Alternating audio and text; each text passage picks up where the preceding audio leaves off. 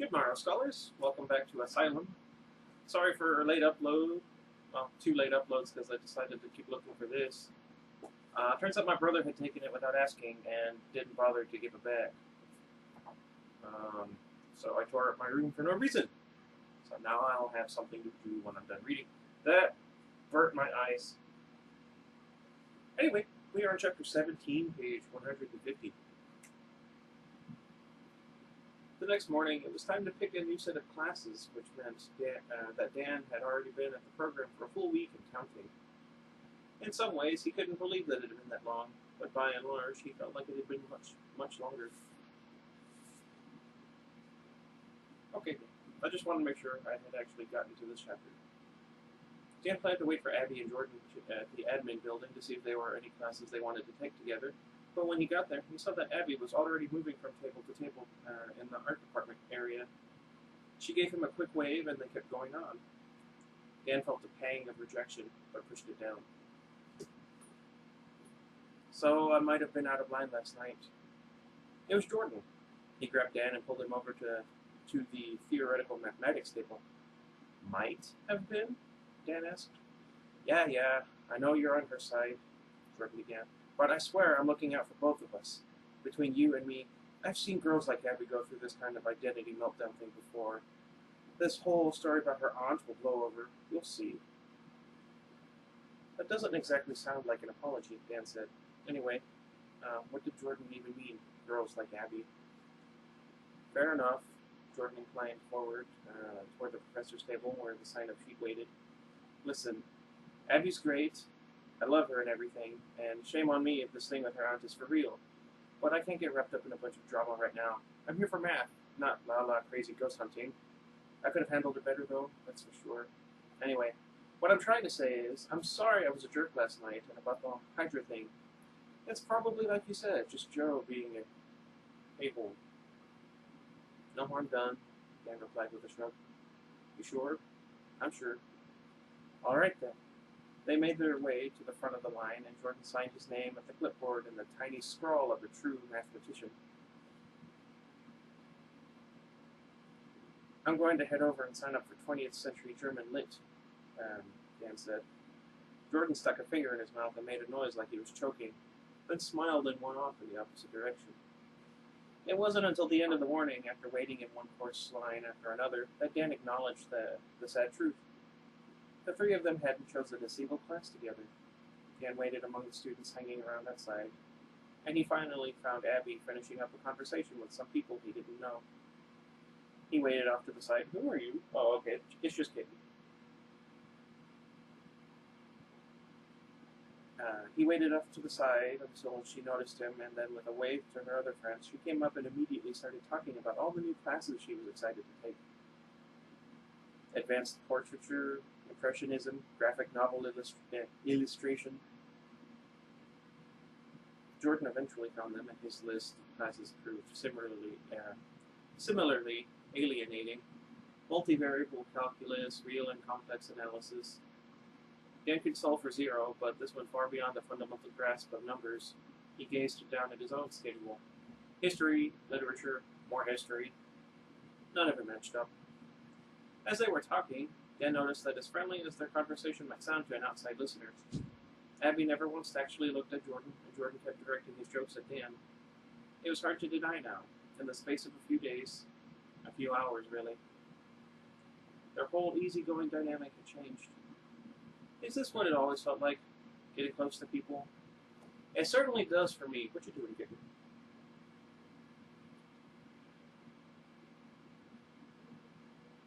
Sorry. It's just, she looks like Frida, only about a third her size. And I miss her sometimes. The new class schedule meant a new routine, so Dan went from building to building, map in pocket, relearning his daily pattern. He hardly saw Jordan or Abby. They didn't even share a common lunch hour anymore. True, they still met for dinner every night, but the conversation was not full of inside jokes from the different classes and stories for which the other two just had to be there. Jordan had said he'd apologized to Abby, and the fact that they could still sit at the same table seemed evidence of that. but she seemed distant and pointedly avoided any mention of her aunt. Dan wondered if she still planned to go back to the warden's office. He personally had no desire to ever go there again. On Friday night, Dan arrived in the dining hall to find Jordan waiting at their usual spot. 3 legal pads sat on the table next to his food tray, each one covered in his messy scribbling. Holy moly. My face. I don't know what the no means, but I'm afraid to find out. As Dan moved closer, he saw the scribbles were numbers and equations, the kind of equations that had enough letters to look like sentences. That hurts my head just thinking about it. My head really does hurt. Anyway. Jordan didn't seem to notice Dan's approach, but stayed bent over one of the pads, his hand moving at lightning speed across the page. Homework? Dan asked, taking a seat across from Jordan. He couldn't remember ever seeing Jordan working outside of class, let alone on a Friday night. You could say that. Jordan scratched his right temple with the dry end of a pen. One of my teachers mentioned this problem that's supposed to be unsolvable, but the thing is, there isn't a proof yet that shows it's unsolvable. So I'm working on either the proof or the solution, whichever comes first. Call it a pet project. ROCD, Dan meant it as a joke, but Jordan's head flew up, his unruly mop of hair springing out in all directions. Excuse me? Nothing, Dan said quickly. Jordan bent over his paper again. Yeah, that sounds like something I would have said. Actually, no, it sounds something more like what Nigo would have said. Funny story real quick since I brought him up. So, before his current lady friend, there was another young woman he was courting, we'll say, and they were talking, and he said something along the lines of, people who have kids when they're teenagers are irresponsible and stupid. And then he finds out that she has like a 4-year-old daughter, which would mean that she had a child when she was a teenager, and yeah, things didn't really work out with them. Anyway.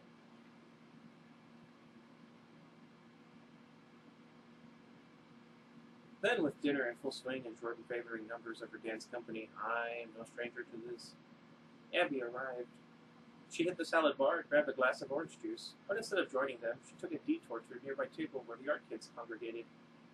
Dan thought of them as the art kids because they chain-smoked, dressed like Broadway extras, and wore ironic grandma glasses, even though maybe only 1 in 5 of them actually had bad eyesight. Nikki, what are you doing? Jordan had apparently noticed too, despite being nose deep in math. They think they're it, he said. I didn't know she hung out with them, Dan cringed.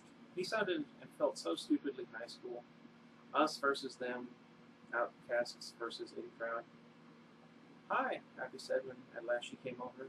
She sat down, placing a sketchbook on the seat next to her. I was just showing Ash and Patches some of my new work. Patches? Jordan said, looking up. Yes.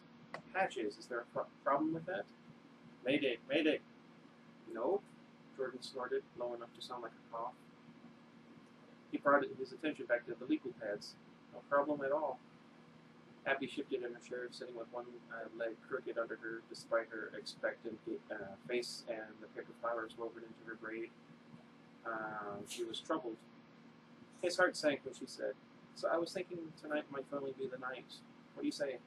Feeling up to sneaking around?" I don't know. It's been a pretty long week. He wished they'd never gone into the old wing.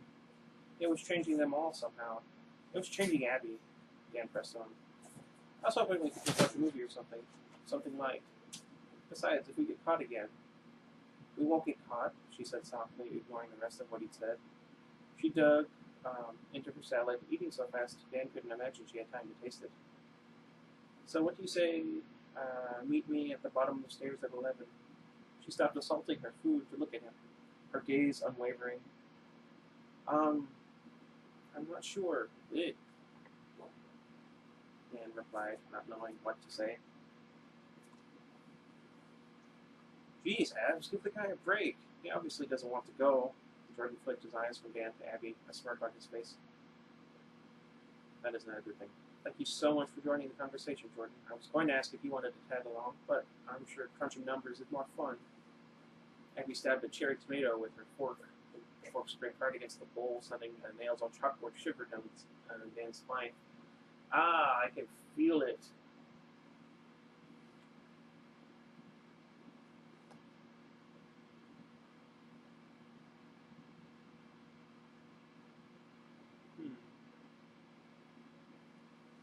Yeah, it probably is. Maybe you can get your super awesome art buddies to go instead, Jordan shot back.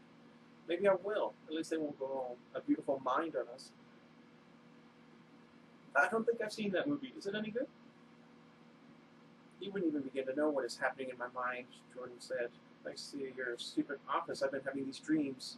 Nightmares. Like something got inside of me when we were down there, and it's been trying to claw its way out. But what do you care? You're too busy thinking about yourself to worry about anyone else. Abby opened her mouth and shut it again. It was up to Dan to say the right thing, and he won't.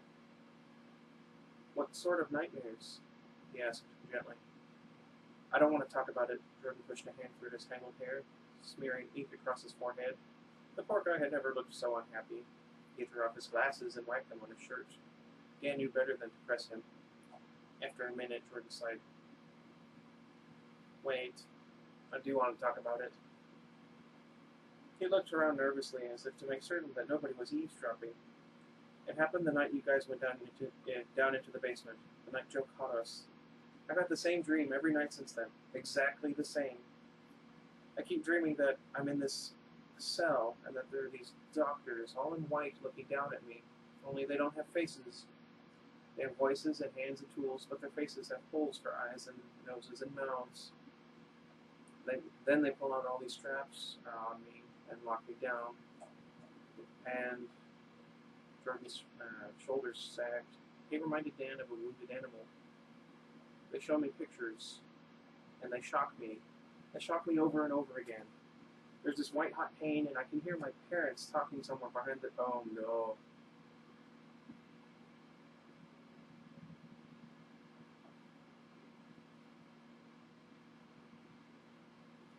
Talking somewhere behind the doctors, they're saying, he'll get better now. He has to get better now. It's horrible, Abby whispered. I'm sorry, Jordan. Jordan nodded, staring down at his equations. Dan was frozen. He knew from Professor Reyes' class that they used to administer electroshock therapy to homosexuals in order to cure them. Did Jordan know that too, or had he dreamed it out of nowhere? And how about the fact that Jordan's dream was so similar to the one he'd had? Was it yet another not quite coincidence? Were they tapping into some young youth? I don't know. Collective unconsciousness? I've read about that. Anyway, I don't want to get too distracted, considering it's me and I get distracted enough as it is. I'm sitting really, really far back from the camera right now. I wonder why. Well, I think it's mostly because of that. I don't know why I did that.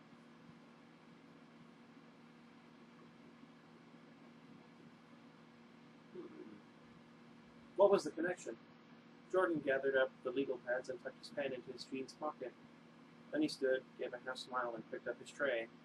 He hadn't touched his dinner. I need a nap. I'll see you two around.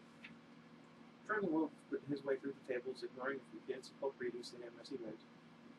I guess that means he won't be going back downstairs with us, Abby said, returning to her salad. Dan was shocked. That's a little harsh, don't you think? Well, it's true. Sighing, Abby let her fork drop into the bowl and leaned back against the seat. And the only reason you're upset is because you obviously don't want to go either. So why not just say so? It's not that I don't want to go with you, Dan struggled for the right words. I just think maybe this whole thing is far beyond being too weird. You're worried about your aunt. I totally get that. You want answers. I get that too.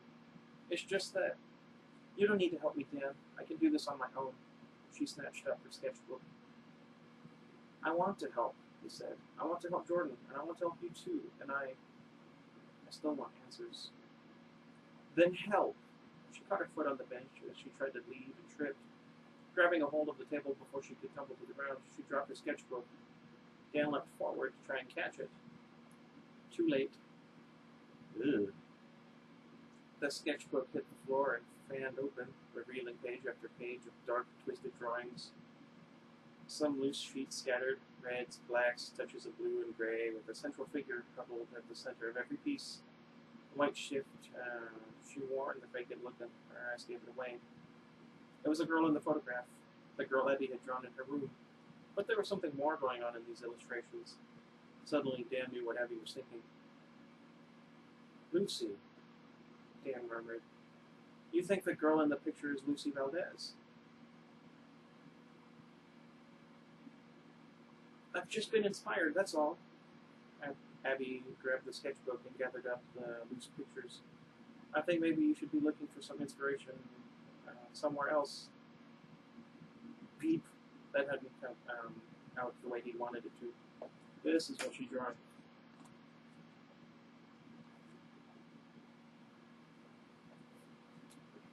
That is pretty gruesome. What would you know about it? You're not an artist, Dan. I don't know what you are. You hold things in. You never share your own opinions. Do you really believe me about my aunt? I don't even know. You get some weird email and a threatening note, and you say you want answers, but you won't even go down to the basement with me? What are you, Dan? Whose side are you on? She turned and stomped away, not giving him a chance to respond. He wanted to answer, to say something, but she was already with her friends at the art table, and the last thing he wanted was to have an audience while he tried to explain his worth. Anyway, what would he say? She was right. He did keep things to himself. He didn't like to take risks. He was cautious. He was closed in. There was so much he hadn't told her and Jordan, but she'd seen something in him before. Was that gone? What was he? She'd asked. He was many things right now, and he felt like he was being pulled in a million conflicting directions. He definitely wanted to be with Abby, and that felt like the strongest, clearest direction, but fear of what awaited them in the old wing flooded his body. When they went down to that place, something bad happened to them, and to their friendship. He then cleaned up the table, his face hot with embarrassment. He took his tray and walked out of the dining hall without looking at Abby and her new entourage. Outside, the crisp air felt like a blessing. He paused and glanced over his shoulder. Through the windows and into the dining hall, Abby had her back turned to him, but he could tell by the shake of her shoulders that she was laughing. Dan walked slowly back to Brookline, his thoughts heavy, his heart even heavier. When he got to his room, he slipped into his bathrobe and trundled down the hall to the bathroom. One of the showers in the cubicle behind him dripped, the droplets pinging the drain with an uneven rhythm. As he washed up, he remembered what the warden had written about twisted roots. Where did insanity begin? With paranoia and insecurity like Jordan's, or with a strong-minded obsession like Abby's? Should he be worried that their behavior marked the first signs of something more serious? They are walking the line between genius and insanity. You know the line well.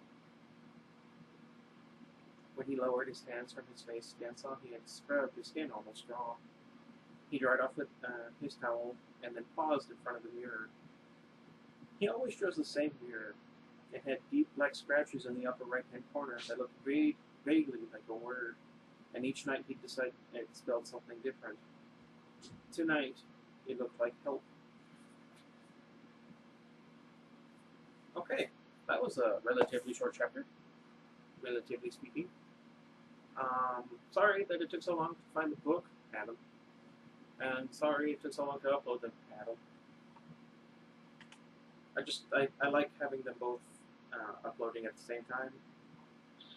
Anywho, let me know what you guys thought. What's going to happen next?